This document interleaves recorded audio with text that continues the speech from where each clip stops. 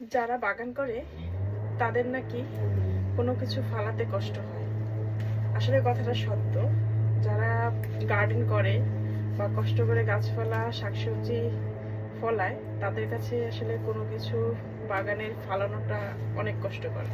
তো এই যে আমি করলা গাছটা কেটে ফেললাম, তো ভাবলাম করলা পাতাগুলো আমি রেখে দিই। এই করলা পাতাগুলো ভাজি খেতে খুবই মজা। তো আমি এগুলো আলুর সাথে ভাজি করব করলা পাতাগুলো।